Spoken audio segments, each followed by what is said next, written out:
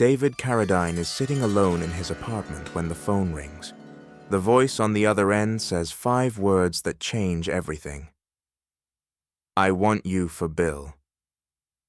What happens in the next 10 minutes does not just offer him a role.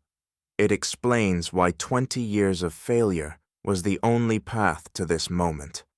Los Angeles, California, March 2002, Tuesday evening, 9:47 p.m., a small apartment in the San Fernando Valley. Not the Hollywood Hills, not Malibu, not anywhere that suggests success. Just a 2-bedroom rental in a building where nobody recognizes the tall old man who comes and goes at odd hours. David Carradine is 65 years old, silver hair longer than fashionable, reading glasses perched on his nose, wearing a faded t-shirt and sweatpants, the uniform of a man who stopped caring what he looks like because nobody is looking anymore. The apartment tells the story his resume cannot. Stacks of scripts on the coffee table, all of them for low-budget productions, horror movies shot in Eastern Europe, action films destined for video store bargain bins, the kind of work that pays rent but erases dignity one project at a time. On the wall hangs a framed photograph, David in his cane robes, young, famous, the most watched man on American television, 30 years ago. A different lifetime, a different person. He looks at that photograph sometimes, tries to remember what it felt like to be that man, to walk down the street and have people recognize him, to read scripts from major studios, to believe that the future held more than the past. He cannot remember anymore. The feeling has faded like the photograph itself. Tonight he is reading a script for something called Blood Monk's Third, a sequel to a sequel of a movie nobody saw. His role is the wise old master who dies in the first act to motivate the young hero. 3 days of shooting in Bulgaria, $15,000, enough to cover 2 months of rent if he is careful. This is what his career has become. Not a career really, a survival strategy. Taking whatever is offered, saying yes to everything because saying no means admitting it is over. The phone rings. David looks at it, considers not answering. Probably his agent with another Blood Monk's Third, another 3 days in Bulgaria, another slow death disguised as employment. He answers anyway. Hello. The voice on the other end is energetic, fast. Words tumbling over each other like a kid who cannot contain his excitement. David Carradine. This is Quentin Tarantino. Please tell me you are sitting down because what I am about to say is going to change your life. David blinks. Quentin Tarantino, the Pulp Fiction guy, the Reservoir Dogs guy, one of the most successful directors in Hollywood. Why would Quentin Tarantino be calling him? I am sitting. Good, because I want you for Bill. Silence. David does not know what that means. Bill, the role I have been writing for 10 years. The villain of Kill Bill, the deadliest man alive, the father, the lover, the monster. The only role in this movie that actually matters, because everything else is just people trying to get to him. David's hand tightens on the phone. I think you have the wrong David Carradine. Tarantino laughs, loud, genuine. There is only one David Carradine. There has only ever been one, and I have been waiting to work with you since I was 16 years old, watching Kung Fu with my mum. David does not know what to say. This does not happen. Not to him. Not anymore. The big directors do not call. The important projects do not come. He is the guy you hire when you cannot afford anyone else. Mr. Tarantino, I appreciate the call, but I think you should know. I have not been in a real movie in 20 years. The last thing I did that anyone saw was a Kung Fu reunion special that got 3 million viewers, and most of them were waiting for something else to come on. I know exactly what you have been doing. I have seen all of it. Every single film. June Warriors, Dead Center, The Kill Zone. All of them. David winces. Those are not films he is proud of. You watched those. I watched everything. That is how I knew. Knew what? Knew that you are perfect for Bill. David laughs. Bitter. Because I am cheap and available. No. Because you understand something that no other actor in Hollywood understands. You understand what it means to be forgotten. The words hit David like a punch. He does not respond. Cannot respond. Tarantino continues. His voice different now. Slower. More serious. Bill is a legend. The deadliest assassin in the world. Everyone fears him. Everyone talks about him. But here is the thing. For most of the movie, you never see him. He is a voice on the phone, a shadow, a rumor. The audience spends 2 hours wondering who this man is. He pauses. And then in Volume 2, he finally appears. And he is not what anyone expected. He is not a monster. He is a man, tired, sad, alone. A man who was once the most dangerous person alive and now spends his days watching cartoons with a daughter who does not know what he used to be. David feels something in his chest. Recognition. Bill is a man who peaked 20 years ago, who had everything and lost it, who lives in the shadow of who he used to be, who everyone assumes is finished. Tarantino's voice drops. That is why I need you, David. Warren Beatty could play Bill. Jack Nicholson could play Bill.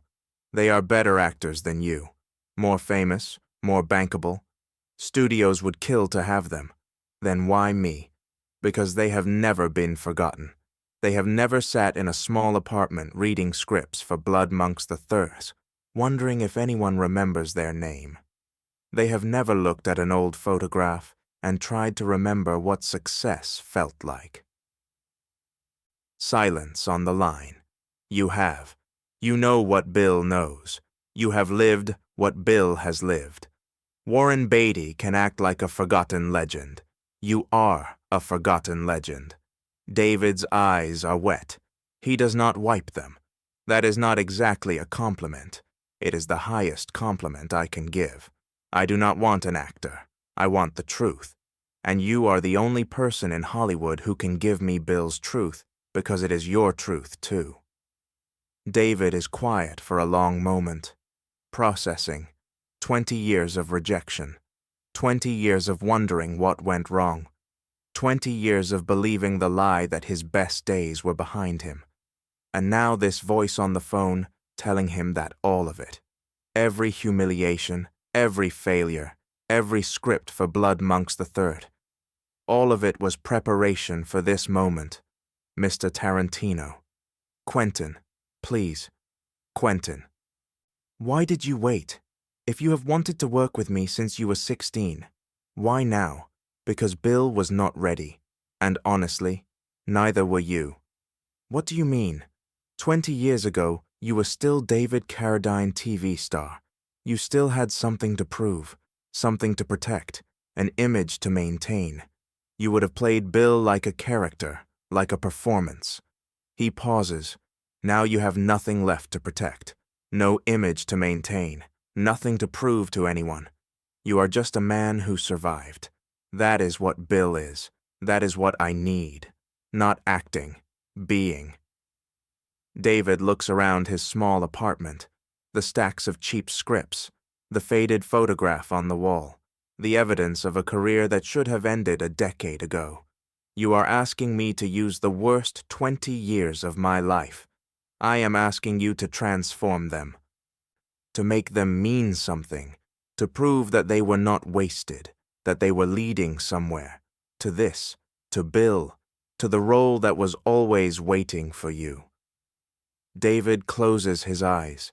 What if I cannot do it? What if I have forgotten how to be in a real movie? You have not forgotten. You have just been practicing in places nobody was watching. I have seen those movies, David. The bad ones, the terrible ones. And in every single one of them, there are moments, flashes, seconds where you are so good it breaks my heart that nobody else is seeing it. David cannot speak. Those moments are what I am buying. A lifetime of moments that nobody appreciated, nobody noticed, nobody cared about. I noticed, I cared, and I am giving you a stage where everyone will see. Silence. A full minute of silence. Then David speaks, his voice rough. When do we start? Tarantino laughs again, that joyful sound. I am sending you the script tonight. Read it. Call me tomorrow. We start shooting in 6 months. Okay. And David, yes, thank you for not giving up, for still being here, for answering the phone.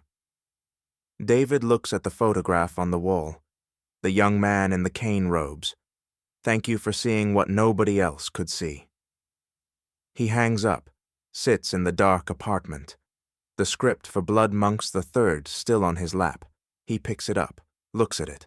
All those pages, all that compromise, all that slow dying. He drops it in the trash.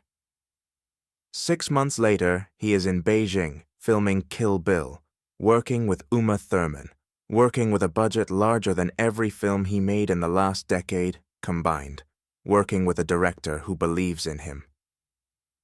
18 months after that phone call, he walks the red carpet at the Cannes Film Festival, photographers calling his name, journalists asking for interviews, the world remembering who David Carradine was, who he is, but he never forgets that apartment, that phone call, that voice telling him the worst 20 years of his life were not wasted.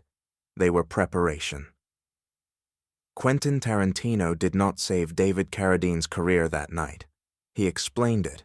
He told David that everything he thought was failure was actually training, that the wilderness was not a punishment, but a classroom, that becoming forgotten was the only way to understand what it means to be remembered. Bill became David's defining role, not because of the Superman monologue, not because of the quiet menace, because every frame contained the truth of a man who lost everything and discovered that losing everything was the qualification for the one role that mattered. He once said that the hardest role he ever played was not Kane, not Bill, but himself, a man caught between what he pretended to be and what he wanted to become. And maybe that is why his story still resonates, because we all know that feeling, the gap between the mask and the face beneath it. Is there a moment in your life where someone saw through your mask, or a moment where you finally took it off yourself? David Carradine walked through Hollywood for 50 years, carrying questions most people never ask out loud, about authenticity, about legacy, about what it means to be real in a world that rewards pretending. If you want to know the real stories, the ones they did not put in the interviews, you are in the right place. We are peeling back the curtain on the man behind the monk. If this story moved you, hit that like button. It helps more people discover these untold moments. Do not forget to subscribe to David Carradine, The Untold Path. We are just getting started. There are stories about Bruce Lee, about the father who saved his life, and about the roles that almost destroyed it. You do not want to miss what is coming next. Leave a comment below. What is your favorite David Carradine role? And did you know he carried this much weight behind the calm? I will see you in the next video. Walk the path.